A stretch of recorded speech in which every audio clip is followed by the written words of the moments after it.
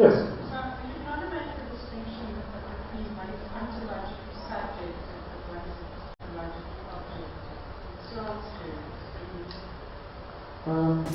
No, I don't think so. I'd have to sit down and figure out what they actually mean. That's certainly not a thought I would have. I use the words ontology and epistemology simply to make some distinction, to avoid getting involved in questions and problems of ontology and epistemology, really.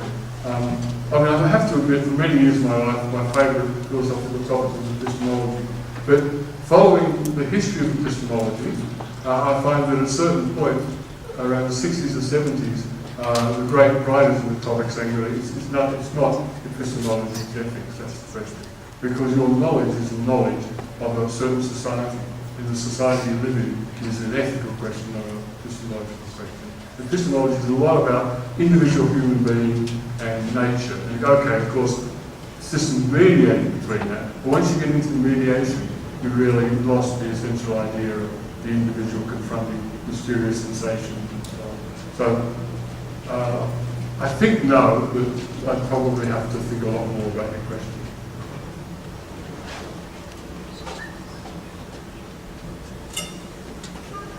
Change glasses so I can see who's about to ask the question. Yes, I thought so. Thank you. Yeah. I just want to ask you about this distinction that you're making between word meaning as a unit for verbal thinking, yes, and then mediated action or collaborative action to use your which I didn't get to speak on yet. When we understand what word meaning is, the word is a material thing, right? It doesn't matter whether it's chiseled into the wood or made through vibrations in the air. It's a material thing. And we use it in our action in relation to another person.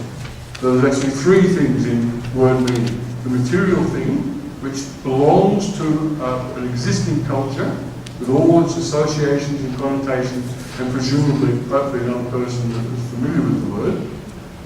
The meaning is an act, where if I use the meaning, for instance, to explain something to you, then your presence is essential. If there wasn't even a listening to what I'm saying, then the whole understanding of what the hell I'm doing would change, right? So it's an action. Meaning, in the sense that Vygotsky is using the word meaning, is an action. So there's been a lot of talk among Vygotsky people to try and generalise that, right? God made the point you can't say that all he was on about was words. And one of the efforts to generalise it is to say that the units of action, so units of analysis, is joint artifact mediated action. So that's getting all the things that you've got in word meaning. So for example, if I find a nice boxing with some gloves, say in Russia, that's going to have some boxing. So we're using an existing set of artifacts which have meaning within the culture. Boxing is a sport and there's certain rules that apply in red glove to hurt the other person, to do something together with another person, even if it's only have them understand what you're about, or to convince them, or to tell them that they need to go somewhere. Right? So joint artifact mediated action is the unit. Okay, so it's just a generalisation of word meaning. What I'm really wanting to ask is that, for me, Vygotsky's notion of consciousness is fundamentally linked with the role of language. Okay. He says that the word is a microcosm of consciousness. So for me, the kind of regulatory function of language which transforms thinking is the kind of key for thinking about what consciousness is in a Vygotskian frame. I'm not certain, but what I think I hear you saying, and I think is being said by many activity theorists, is to in fact treat language as a kind of action and to focus our attention on the world of activity rather than on the world of consciousness. But I'm not sure if I'm understanding you correctly. Okay, I understand the points you're making there. I identify really as a follower of Vygotsky, but we've got a couple of lectures coming up where I engage activity theory. My view is that, I think it's nonsense to say language is activity, is that what you said? I don't know if you were saying it, but some saying other things. Language is a specific collection of cultural artifacts, words that are connected to each other, that have their home, their life within a specific community of practice. Now, I happen to, I see myself as a Vygotsky who also has a critical view about activity theory.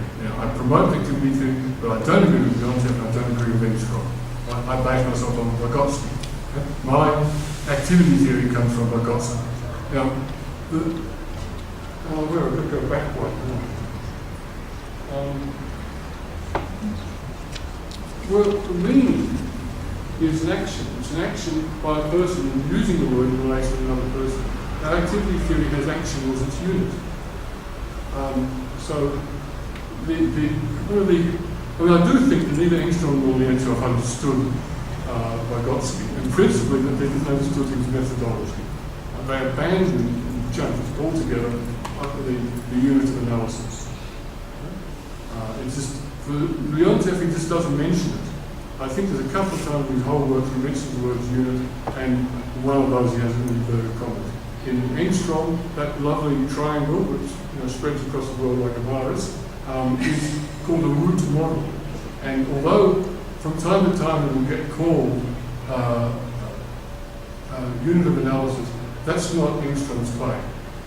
He just doesn't have a unit of analysis. And consequently, in my view, it's just a different branch of science. So I don't have a high opinion of activity theory as practice. But the thing is, if you ask a Vygotsky, okay, you have a collaboration happening between a learner and a teacher, and the teacher provides an artifact from the culture for the child to complete an action. And we agree with this is Vygotsky we're talking about here. That's a basic idea of that scenario. Okay. Then an activity series said, well, why does the child want to do that anyway? Where did the motivation for the child that set them the task in the first place come from? Well, we know in practice that the experimenter or teacher might have asked them to do it. They might say, okay, I'll go along with that. Let's join this, I'll be part of this experiment and try and carry out this task that you've given me. But the only way you answer the question of what motivates the child to do the act in the first place in order that the teacher could provide them with an artifact allowing them to complete it, and they learn something, is that, well, you have to go to the roots of that motivation. And that, to me, is the basic question which activity theory is trying to answer. I don't think either versions of activity theory satisfy that. But in that, I will propose presently in these lectures a unit of analysis for human life. So it's not sticking to psychology here, but because one of the other things that activity theory is trying to do is to get out of the immediate, person-to-person relation and try and understand broader societal processes. And that actually is my interest. I have no intention of becoming a psychologist. I love it, and it's great what you people do. I wouldn't be without it. It's not what I want to do with my life. I'm interested in social change. And how can we transform one rotten kind of society into another? Now for that, I need a sociology and a political science and a psychology and a philosophy that are all one. Right? And so I have to say with Vygotsky that you need to develop your theory in the direction that the activity theorists are trying to do it. But my view is they failed. And they failed simply because they departed from Vygotsky, of the curious. But they lost the idea of the necessity to form a concept of something in order to study it, and just tagged all this little bit of, that Engstrom root model has 11 different concepts in it. So you have to identify 11 concepts before you've got your so-called system of activity. The game is over before you started. If you develop 11 good concepts of a system of activity, what more is there to do? And Vygotsky was happy to just develop one concept that would give people leverage on consciousness. Now the other thing is, I don't see, there's lots of discussion about what is consciousness, where you draw the boundary. When I'm asleep, is this consciousness? when I'm walking but not worrying about what my feet are doing, is that consciousness. And so I take consciousness to be the whole bit of my relation to my environment, the things I'm not aware of and the things I am aware of. My operating with symbols, such as understanding language, as well as my response to immediate kind of gut level stimuli, like a bus hearing down. I don't have to know it's called a bus, I get out of the way. Now, Vygotsky, as you know, his working life is fairly short. He made a start on a number of these things. The work on Consciousnes and development of personality, the work on child development is great. But I go with the idea that operating with symbols, the kind of consciousness which is built on operating with symbols, is a specific type or grade of consciousness which I refer to as intellect. And intellect is a bit more broad than the use of words, because, for instance, if you do mathematics, one of the difficulties I have moving from sciences like mathematics and engineering to psychology is I have to read all these many words, because up to a certain time I could take up a book and just read the equations and I get the whole book. Right? So words are only a subclass of symbols. And that's why one needs to, one wants to generalise the idea of word meaning. Because also it's not just symbols. For instance, you take this computer, it's not a symbol and it's a real word. But learning to use it is just like learning a language. What to do with a mouse, what particular icon to do, what to do with a keyboard and so on. So there's no sharp line, not only between a word and a symbol, but between a symbol and a tool. Because all those material things that are part of our culture are really all one category of things. You can't draw a sharp line between them. So his solving the problem of word meaning, that's a specific kind of intellectual activity using words to solve problems, is it's the archetype. That's that one off my list, and I know I'm going to pay for it. It's the archetype of a broader class of things. Because if you can solve the problem of verbal thinking, then you've really solved, by implication, all the problems of intelligence. But you haven't solved the problem of the feelings, the development of emotional feelings. That's true that words carry emotive load. I'm not saying you can draw a sharp line between the intellect and emotion. You cannot.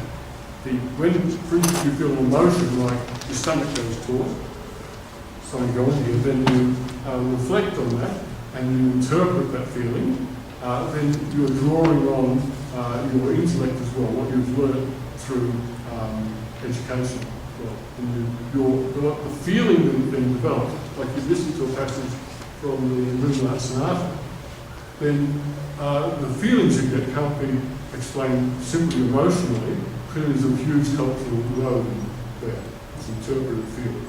So even there, Vygotsky has made a huge contribution to the development of the understanding development of emotions through thinking, speech, that book. But he hasn't. The book wasn't about that.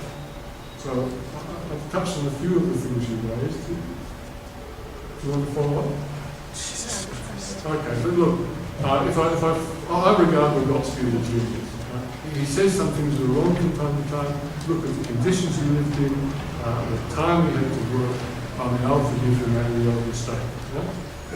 And you quoted some of the things that are found in the speech, but I think they're actually quite right. But I take it, turn to a different page and say something slightly different is dead on, and we then have to interpret what he's actually saying and doing in that book. So actually, when he says something like the word is the microcosm of consciousness, well, that contradicts a number of things. And he says, he'll say something different elsewhere. The Hegelian Marxists tell us that the whole of the world is reflected in the drop of water. Something likewise, the consciousness is reflected in the world. A lovely bit of, I've mucked it up, of course, reproducing, but it was a lovely bit of poetry But that doesn't actually say that it's taking the word as a unit of consciousness, because it's not. It's taking the word as a unit of verbal speech or intellect, and he says so outright like a reading of the book. I'll give him some poetic license to not say verbal speech, and it's much better to say consciousness. Consciousness is a very complex process containing many different things, not just intellect. Actually, you'll find an article on my homepage about behavioural psychology, an almost forgotten entity. There's a book, 2 books published since Hegel died on his psychology in English. So I did a little bit of a synopsis of the correction of one, from Vygotsky. And what Hegel says, that he divides this consciousness in a subjective sense into 3 levels. The first level he calls the soul, but it's basically what we share with all animate life. And it refers only to itself. When you feel something, you don't feel something out there. I'm feeling cold.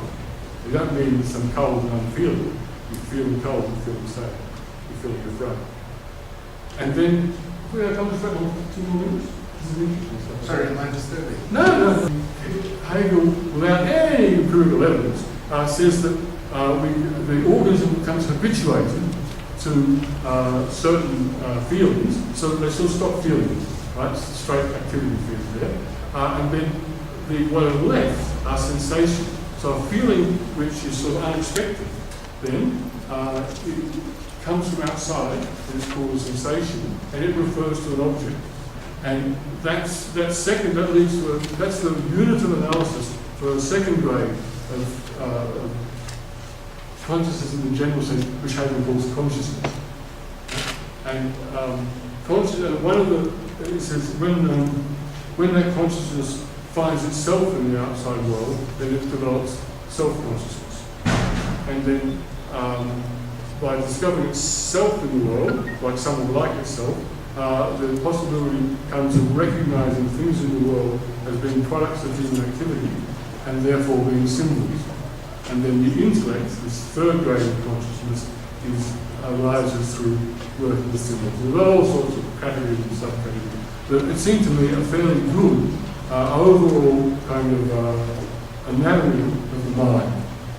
There's feelings that are just inner or self-related sensations, which refer to another. This is the foundation of consciousness, and then intellect, in which the world is interpreted symbolically.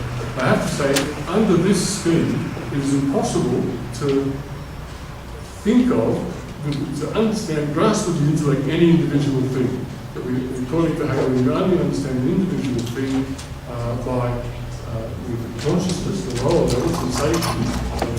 I see Russia sitting there, and my mind is reflecting the sensations. But I only know with Richard by the concentration of a series of symbolic categories. Right? Like he's the guy on the volcanoes of Africa, polio, so on. That's enough. Just random. Sorry. No, it's fine. Thank you. We do unfortunately have to wrap up.